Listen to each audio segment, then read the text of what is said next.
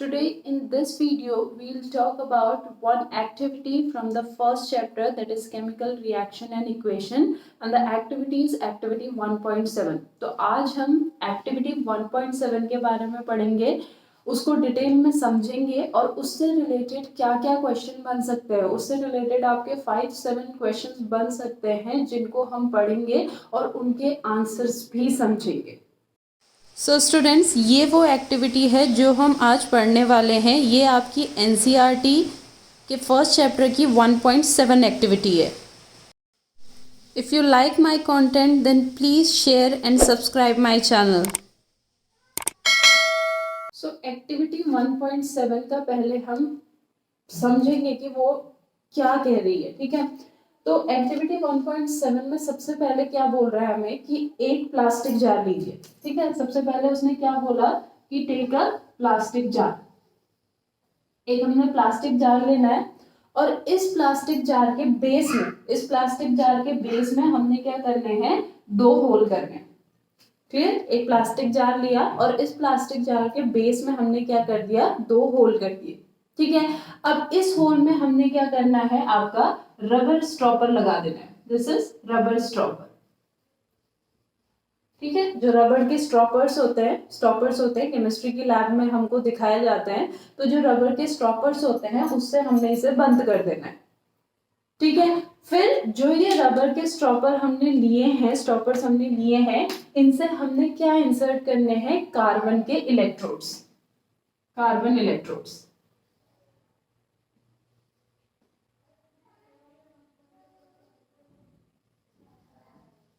These are carbon electrodes, ठीक है। Carbon electrodes हैं क्या, कार्बन इलेक्ट्रोड्स रॉड हैं जो कि सिर्फ किसकी बनी है, कार्बन की बनी है, which is made up of only and only carbon. हम यहाँ पे क्यों लेते हैं कार्बन के electrodes, because carbon electrodes are good conductor of electricity, ठीक है। तो कार्बन के इलेक्ट्रोड्स लेने हैं। उसके बाद इन कार्बन के इलेक्ट्रोड्स को हमने किससे ज्वाइन कर देना है, थ्रू अ 6 वोल्ट बैटरी। हम इसको 6 वोल्ट की बैटरी से ज्वाइन कर देंगे, ठीक है। 6 वोल्ट की बैटरी से हमने इसको ज्वाइन कर दिया, ठीक है। उसके बाद हम क्या करेंगे, जो ये बीकर है, बीकर में क्या भरेंगे, वाटर, ठीक है। और वाटर किस वे में फिल करेंगे कि वो क्या करे, इन कार्बन इलेक्ट्रोड्स को पूरी तरीके से इमर्स्ड कर दे, यानी ये कार्बन के इलेक्ट्रोड डूब जाने चाहिए, ठीक है। तो मान लो वाटर का लेवल यहां तक आ गया, ठीक है, जिससे क्या हो गया, ये हमारा जो कार्बन के इलेक्ट्रोड्स हैं ये उसमें पूरी तरीके से इमर्स्ड हो चुके हैं, ठीक है। तो पहले हमने बीकर लिया, बीकर में हमने बेस में 2 होल किए, उन 2 होल को हमने किससे कवर कर दिया, रबर के स्टॉपर से। उसके बाद हमने उसमें क्या इंसर्ट किया, कार्बन के इलेक्ट्रोड्स, जिसके दोनों एंड को हमने किससे अटैच कर दिया, 6 वोल्ट की बैटरी से। फिर हमने इसमें वाटर ऐड कर दिया। वाटर ऐड करने के बाद हमने इसमें क्या ऐड कर दिया, few drops of sulfuric acid। अब एक क्वेश्चन यहां पे बनता है कि why few drops of sulfuric acid is added in this activity, क्यों ऐड किया हमने, ठीक है। जो प्योर वाटर होता है, actually pure water is bad conductor of electricity, but if we put few drops of sulfuric acid then it becomes a good conductor of electricity। जो pure water होता है वो इलेक्ट्रिसिटी को उतने अच्छे से अपने से पास नहीं होने देता है, that is a bad conductor of electricity. लेकिन H2SO4 के डालने की वजह से उसकी कंडक्टिविटी की प्रॉपर्टी क्या हो जाती है, इंक्रीज। तो यहाँ पे अगर क्वेश्चन आता है कि क्यों H2SO4 ऐड किया गया, तो रीजन क्या होगा, to increase conductivity of water। Water की कंडक्टिविटी को इंक्रीज करने के लिए इस एक्टिविटी में क्या ऐड किया गया है, H2SO4, ठीक है। अब उसके बाद ये कहा गया कि 2 टेस्ट ट्यूब लीजिए, 2 टेस्ट ट्यूब को पानी से भरिए और उसके बाद उसको किसके ऊपर उल्टा कर दीजिए, इन कार्बन इलेक्ट्रोड्स के ऊपर, ठीक है। लेकिन वो टेस्ट ट्यूब पूरी की पूरी वाटर के अंदर इमर्स नहीं होनी चाहिए, ठीक है। one test tube, another test tube.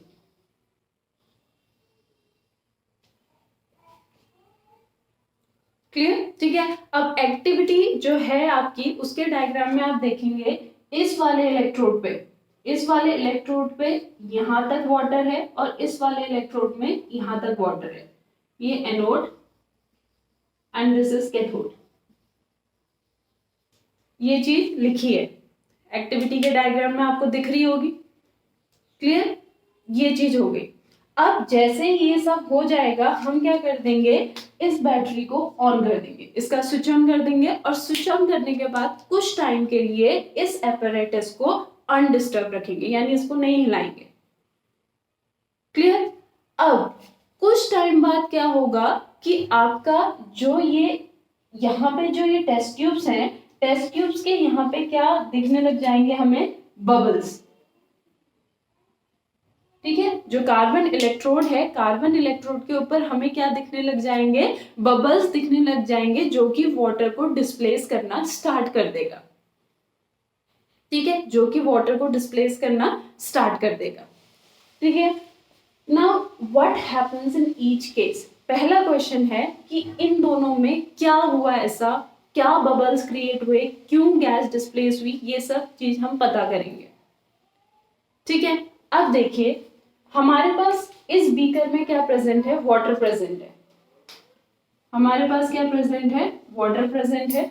ठीक है, ये वाटर किस में डिसोशिएट हो जाएगा, ये वाटर डिसोशिएट हो जाएगा H positive and OH negative ion में। ठीक है, ये किस में डिसोशिएट हो जाएगा, H positive and OH negative ion में। ठीक है, अब H पॉजिटिव जाएगा एक इलेक्ट्रोड के पास और OH नेगेटिव जाएगा दूसरे इलेक्ट्रोड के पास। ठीक है, अब कौन किसके पास जाएगा ये हम बाद में देखेंगे। अब H पॉजिटिव जाएगा नेगेटिव इलेक्ट्रोड के पास, लेकिन वो नेगेटिव इलेक्ट्रोड एनोड है या कैथोड है ये अभी हम समझेंगे। ठीक है, और OH नेगेटिव जाएगा ऑब्वियस सी बात पॉजिटिव इलेक्ट्रोड के पास। ठीक है, अब देखिए जब H पॉजिटिव किसके पास जाएगा, ये H पॉजिटिव गया नेगेटिव इलेक्ट्रोड के पास। अब नेगेटिव इलेक्ट्रोड कैथोड है या एनोड है ये अभी हम थोड़ी देर में पढ़ेंगे, वीडियो देखते रहिए, समझते रहिए। H पॉजिटिव गया, अब ये भाई H पॉजिटिव है, इसको इलेक्ट्रॉन की जरूरत है। ठीक है, इसको इलेक्ट्रॉन की जरूरत है तो ये इलेक्ट्रॉन लेगा। ठीक है, ये इलेक्ट्रॉन लेगा और किस में कन्वर्ट हो जाएगा, H में, क्योंकि वो पॉजिटिव है, उसने एक इलेक्ट्रॉन लिया तो उसका चार्ज निकल गया, वो क्या हो गया H में। लेकिन H स्टेबल नहीं होता है तो दो H मिलके किस में कन्वर्ट हो जाएंगे, H2 में। ठीक है, दो H मिलके किस में कन्वर्ट हो जाएंगे, H2 में। ठीक है, नेक्स्ट ये OH नेगेटिव है, OH नेगेटिव जाएगा किसके पास, पॉजिटिव इलेक्ट्रोड के पास। ठीक है, OH नेगेटिव पॉजिटिव इलेक्ट्रोड के पास जाएगा। अब ये इलेक्ट्रॉन तो लेगा नहीं क्योंकि इसके पास ऑलरेडी एक्स्ट्रा इलेक्ट्रॉन है, तभी तो नेगेटिव चार्ज है, तो ये इलेक्ट्रॉन देगा, जो इसके पास एक्स्ट्रा इलेक्ट्रॉन है वो ये देगा। ठीक है, तभी तो H इलेक्ट्रॉन लेगा ना, कहाँ से आएगा वरना इलेक्ट्रॉन, कहीं बाहर से तो इलेक्ट्रॉन आएगा नहीं, इलेक्ट्रॉन इसको अंदर से ही मिलेगा। तो ये OH नेगेटिव इलेक्ट्रॉन देगा और किस में कन्वर्ट हो जाएगा, OH में। अब बिकॉज OH भी यहाँ पे ज्यादा स्टेबल नहीं होता है तो 4OH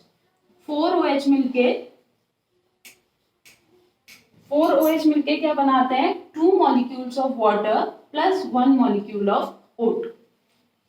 ये रिएक्शन बहुत ज्यादा इंपॉर्टेंट है। ठीक है, ये जो रिएक्शंस मैंने यहाँ पे बताई, तो H पॉजिटिव जाएगा नेगेटिव इलेक्ट्रोड के पास, इलेक्ट्रॉन लेगा, कन्वर्ट हो जाएगा H में। ठीक है, दो H मिलके क्या बना देंगे, H2।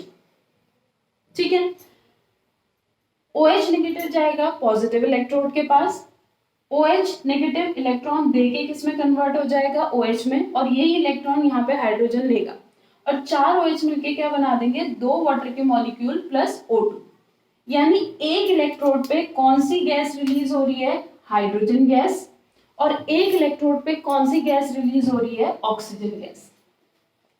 अब कौन से इलेक्ट्रोड पे रिलीज हो रही है ये हमें कैसे पता चलेगा, देखो इलेक्ट्रॉन लेना ठीक है, अगर कोई भी सिस्टम में इलेक्ट्रॉन लिया जाता है तो इलेक्ट्रॉन लेने को कहते हैं रिडक्शन। ठीक है, इलेक्ट्रॉन लेना मीन्स रिडक्शन। इलेक्ट्रॉन लेने का मतलब क्या है? रिडक्शन। और रिडक्शन कहाँ होगा? हमारा कैथोड पे। ठीक है, रिडक्शन कहाँ होगा? हमारा कैथोड पे। तो ये हमारा कौन सा इलेक्ट्रोड हो गया?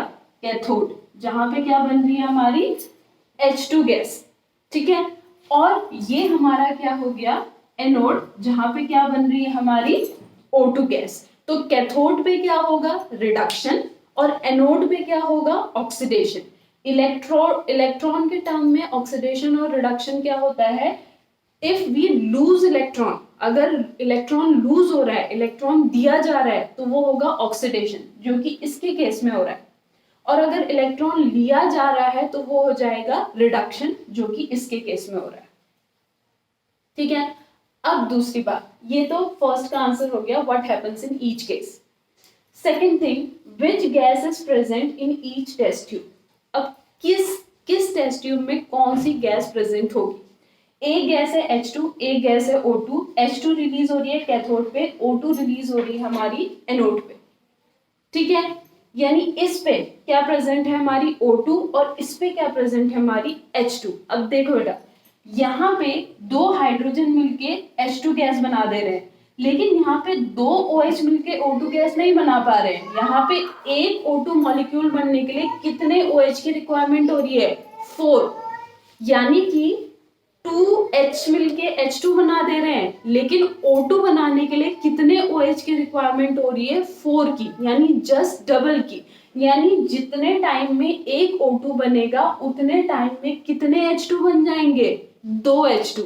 इसीलिए यहाँ पे स्पेस ज्यादा है, क्योंकि एक O2 बनने में 2 H2 बन रहे हैं, 2 O2 बनने में 4 H2 बनेंगे, 3 O2 बनने में 6 H2 बनेंगे। That's why this space is greater than this. Clear? तो which gas is present in each test tube आएगा? तो एनोड पे कौन सी गैस? एनोड पे हमारी कौन सी गैस बन रही है? O2। और कैथोड पे हमारी कौन सी गैस बन रही है? H2। Clear? Next, is the volume of the gas collected the same in both the test tube. क्या दोनों टेस्ट ट्यूब में जो गैस प्रेजेंट है उनका वॉल्यूम सेम है? Answer is no. ये रिएक्शन जो है, ये पूरा का पूरा एक्टिविटी के आंसर सॉल्व कर रही है। यहाँ पे एक H2 बन रहा है 2H की हेल्प से, यहाँ पे एक O2 बन रहा है 4OH की हेल्प से। तो यहाँ पे 2 वॉल्यूम बनेगा तब ये एक वॉल्यूम बनेगा, यहाँ पे 4 वॉल्यूम बनेंगे तब ये 2 वॉल्यूम बनेगा। तो इसका आंसर यहाँ पे क्या होगा? नो।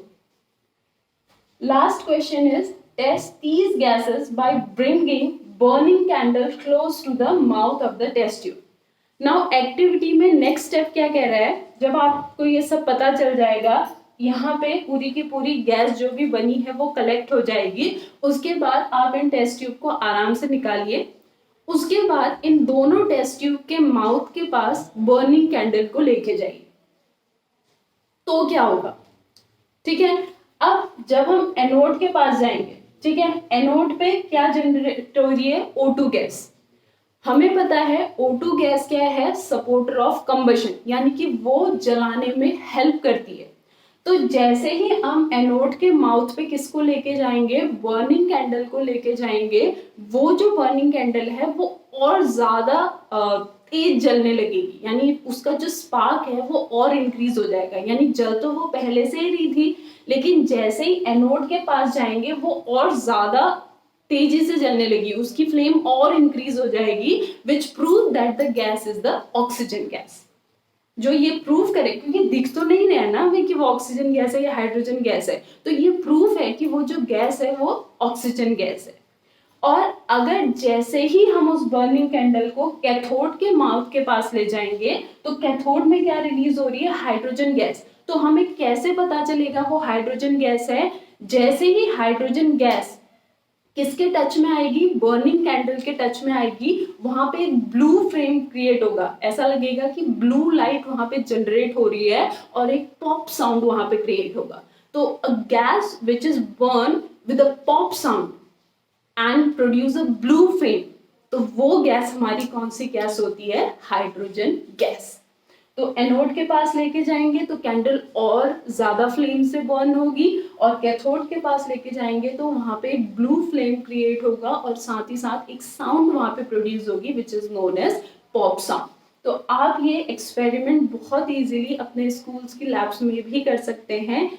एंड आई होप आपको ये एक्टिविटी समझ में आई हो। ये एक्टिविटी काफ़ी इंपॉर्टेंट है, इससे 5-6 क्वेश्चंस बनते हैं। सो इस एक्टिविटी को काफ़ी अच्छे से समझिए, and if you have any doubt then let me know, and if you like my channel then please subscribe my channel. Thank you.